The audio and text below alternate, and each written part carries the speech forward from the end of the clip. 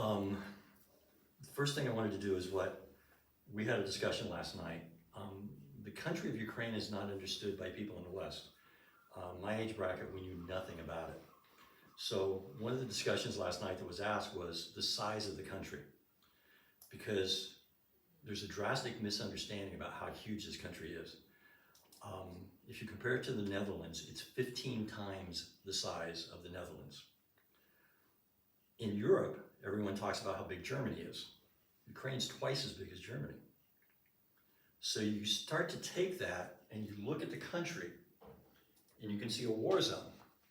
The war zone is in eastern Ukraine, which is over by the Russian border, and in southern Ukraine.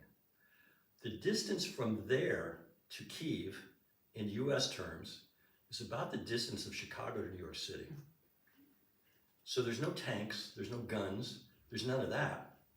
But every single day that I'm there, between 3 and 5 times a day, there are air raid sirens. Drones will fly over, drones will go this way and then this way. It could hit wherever you are. And Ukrainian people live every single day and have lived with this. And I tell Americans, it's like living through 9/11 every single day for 2.5 years. So that's kind of to give you a viewpoint on the city. The project itself, can we talk about the history of it? You can, of course. Okay. The history was unique. One of my very good friends was one of the top people in artificial intelligence in the world. He also was an education revolutionary. And he was the head of computer sciences at Yale and Northwestern in the US. When he looked at education, what he found was that people learn best by doing and kids learn best by having fun. So he was in Brazil one time and the Brazilian government's taking him around and he's going into the school and these are 8-year-old kids in Brazil and they're learning Shakespeare. Why are Brazilian kids learning Shakespeare? Who knows? But they're sitting in there learning this stuff. And Roger hears a sound and it's from outside. He said, what's that? So the government officials say, we don't know, let's go see. And they go outside and it's kids playing. And Roger goes, that's supposed to be education. Kids love to learn. So when I was dealing with Ukraine, after being there in 2012 and walking down the streets of Kiev, and I could look in the kids' eyes and there were no sparkles like our kids have. You could look at their parents and they didn't have dreams for their kids. I mean, it just didn't exist then. After the revolution in 2014, that all came back. When I first went into the war zone, you could see it fading again. And it dawned on me, we had to do something. Trauma is normally addressed when a child will lose a loved one or lose a limb. The average trauma, the average child, is never addressed. There's about 4.5 million kids. If you don't address it, it will harm them for the rest of their lives. In a very strange occurrence in November, right? Yes. November of 2022. I'm sitting in the airport in Palm Beach, sitting in the Sky Club, and as it says in the book, what happens everywhere 1 million times a day, a lady comes in with her husband and said, what's the password? I recognized the accent. So we talked for a minute, and I said, oh, are you flying back to the Netherlands? And of course she wasn't, she's never here. So instead of flying to the Netherlands, I think they were flying back to New York. And she looked at me and she goes, where are you going? I said, Kiev, Ukraine. She goes, you're going where? We talked for, I guess, 5 to 10 minutes maximum, exchanged information. I get on the plane, I get a text from her and said, keep me informed. Well, that became a friendship that has become extremely close. I'm not going to talk about one of the most fantastic women I've ever met. I mean, just who she is and what she's accomplished and how modest she is. It set the stage for our project because I was working on it, and it was how to get it out there. I was taking care of it myself. So as we started to come up with it, she was guiding me. As everybody knows, Sylvia has a great saying that I guess I always went by, but I never knew it. But there are no problems, there are only solutions. And that was one of the things that we've gone through on this, is to look at the problems that we've had. What are the solutions? psychologists would look at us, including psychologists here who were from Ukraine, and would look at us and go, how are you going to monetize this? How are you going to make any money? And we're looking at them and going, we're taking care of kids. It's not about that. And this has been her life. It's been what I've always liked doing, is helping others. So we started this process, which has been very, very long. We're actually at the stage right now where we're actually designing nice little fuzzy creatures, the colors, the sounds, so that kids can get in and they can deal with the trauma that they're feeling. They don't even know they're feeling. Last winter I was there and kids were outside playing soccer that I wouldn't know how to play because Americans don't know how to play soccer.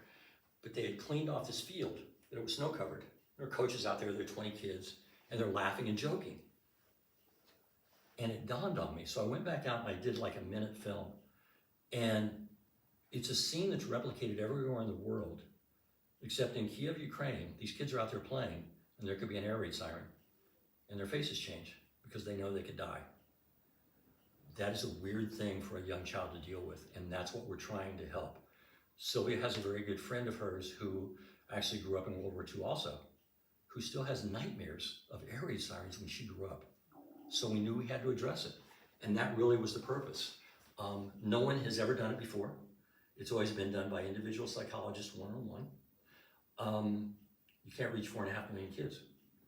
And as one of the psychologists that I talked to over there looked at me and said, okay, we're gonna have to do 2 years of testing on this, et cetera. And I said, we're not reinventing the wheel. We're doing the most generic, simplistic stuff. It's for not the 400,000 that you guys normally talk to. It's those 3 to 4 million that are never talked to. If we can even just look at them and say, hey, it's okay. There's a reason that you're not sleeping at night. There's a reason you're having nightmares, and teach them to deal with that. We've helped an entire generation of children. So even to explain that to psychologists has been almost impossible. Now, we fought through it. Now this trip is going to be a lot of fun. Especially as we get down to the pictures, into the colors, etc., because each color has a specific representation of the kids. And that's really the entire idea. It's a special website, maybe. Oh yeah, the website. Website. The website itself right now, and it's not totally set up yet, is what is it? holukr.org. So it's Heroes of Light Ukraine.org. We put it up there. We have a little bit of the history of it. Behind the scenes is the work going on, but it's not out there yet. So we should start to see things. I'm hoping within 2 to 3 weeks we'll pop up some of the stuff. And then she's excited and I'm excited because it's been a long process. So any questions, like he quizzed me yesterday, any questions about Ukraine? I mean, there's so many misunderstandings. What happened in 2014? Are they the same country? All this stuff. People don't know, and nobody asks the questions. And from my standpoint, I'm American. The name Sullivan is not Ukrainian, but it's the country I grew up in. The United States in the 1950s and 1960s was a country of freedom. We wanted to be able to accomplish to the best of our abilities and have a better life for ourselves and our children. And that's all we wanted. We're not the same country now, but it's who Ukraine is. It's a phenomenal country and phenomenal people. So, any mean questions from you? You always have mean questions. Do you understand what we're doing with the project? Yes. Yeah. Yeah, very interesting. Also about the figures, I can picture it a bit like there are figures for the kids, and they go on the website, on the phone too, or on the tablet, and then. Well, there's an issue that we've run into because there are a lot of sick people in the world. You have to be careful with apps. Yeah. So the iPhone apps and the Android apps we can't do right off the bat, but we can do it through the web. Okay. So what we're going to do is roll it out on the web first.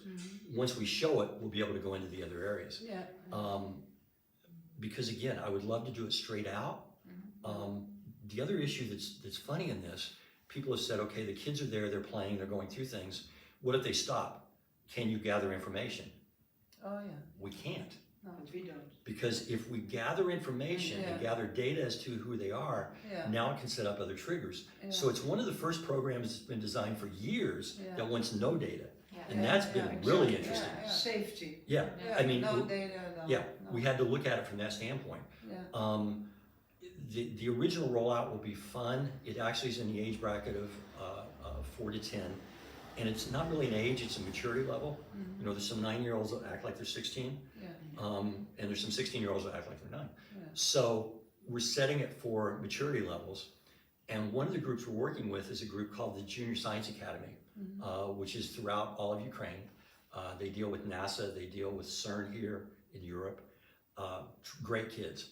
They're 16 and 17 years old. So they have brothers and sisters. So we're working with them, and we're gonna roll out the first group for the young children, which is much easier. Teenagers are teenagers, so they're difficult.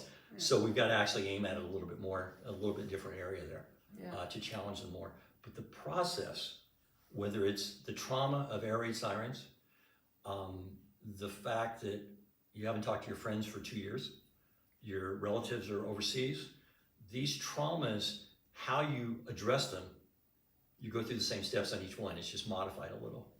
And that actually was the process we had to go through to look at exactly which steps. And again, this was tough for a psychologist. They'd say, what do you want? It's like, okay, pretend I'm the child. What would you have me do? It's that simple. Because it is not as complicated as people wanted to make it. It's very, very simple. And the simple process is how we can help all of these kids, and it's a filtering. It's 4.5 million, and we'll filter it down. And about here, there's serious problems. They need to talk to, they need to talk to someone one-on-one. But we'll be able to weed it down so they're not wasting time on other things. So it helps them tremendously. But we have to raise funds. Yeah, the raising of funds is weird. Ukraine has a great IT area, so it's less expensive there, but it is expensive. Especially as we roll these things out, because we're not charging anything at all. I mean, the people of Ukraine do not have money. So it's being given to the kids, and we want to keep it that way, but it's tough to roll it out. Again, it's a huge country. We start with Kyiv. Yeah. Initially, we'll start in Kyiv just because it's so much easier, but you have towns like Vinnytsia, which is where we thought about rolling it out, which is where the Air Force is headquartered. They're under air raid sirens continually. So we thought about that, but it's much easier in Kyiv, and I can actually go to the corporations in Kyiv then and go to the other areas. The Junior Science Academy is throughout all of Ukraine. What is essentially the Council of Oblast, which is like a state in the US and cities, they signed an agreement with us about 6 months ago. So each of the cities and Oblast will actually be rolling it out, and we're also talking to the schools. So we'll be able to roll it out that way. The other thing on the project this time is talking to the children's stores, toys, clothing, etc. So if we have things in there that the kids can see and go, play this, great. So we just need to get it out there so they can do it. My big goal, if we can pull it off, because McDonald's is a pain sometimes, is to go to McDonald's, because every child in the world loves McDonald's and every American loves McDonald's. They'll be able to go in, and if they complete a section, they get an ice cream cone. Fantastic, the kid will love it. McDonald's, nobody's gonna go in for an ice cream cone. They're gonna buy other things. So if we can convince them what we're doing, will be a big benefit also. And you had this saying about the wheel. Is this done before? No. No, it came from somebody's really crazy mind that doesn't think inside boxes. That was me. And that's when she had made the comment, there are no problems, only solutions. That's exactly what that is. When people look at issues, they always say, this is what we do. No, let's look at how to fix it. When I talk to the Junior Science Academy, there's a thing in science that is it discovery is looking at what everybody else looked at, but seeing what no one else saw. And that's what we're doing. And that's why it's so simple. You know, it's not complicated. It's just not staying inside a box looking at it the same way. No. So. And it's all made in Ukraine. All of it. All of it. And why?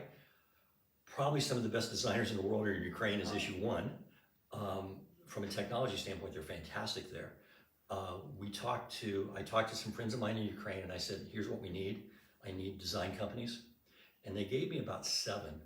And I went in and talked to them. I went into one and the office was gorgeous in the 7th floor of a building, and they had everything, and they had mahogany tables and chairs. And Sylvia and I talked about it afterwards. I said I didn't like them. They knew what they were doing. And she goes, why? And I said, the mahogany tables and chairs. It's like, I don't want to pay for mahogany. That we choose to keep paying now. Yeah, I don't want to, I don't want to pay for that. So the group that we dealt with actually has won a lot of awards. Yeah. And when I looked at their stuff, it was inventive. Nice. It wasn't the same. We're dealing with kids. Yeah. I can't be a kid anymore. Well, sometimes I can, but most of the time I can't be a kid anymore. So we knew we had to think like a child did, and we had to be inventive, and we had to think of things. This is where the kids from the Junior Science Academy have helped us, because they're kids. Yeah. When they first came up with the idea, they were throwing out things like, well, what kind of music are you gonna play? Yeah, yeah, I don't know. yeah. So And now we can get it from a child, Right. because who else to teach you about a child than the child's older brother or sister? Yeah, So that's how we've got a lot of this done. that's nice. It's, the fact in Ukraine, the country of Ukraine was not well known in the West. The discussion about they're the same as Russia, they're as night and day from each other as, the US and Cuba.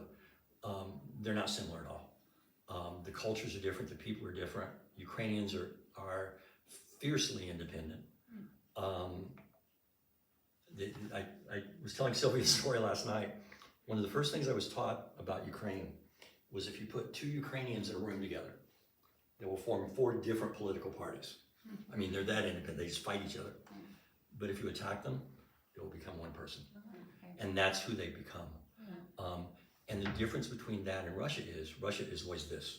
It's the group. The individuals don't matter, which is how you see this war being fought.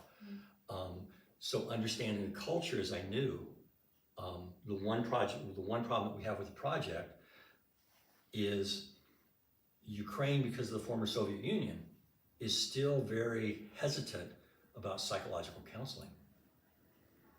Extremely hesitant. So we've had to make this so it's not, you're going to deal with psychological issues. You're going to have it so the kid can play to learn things.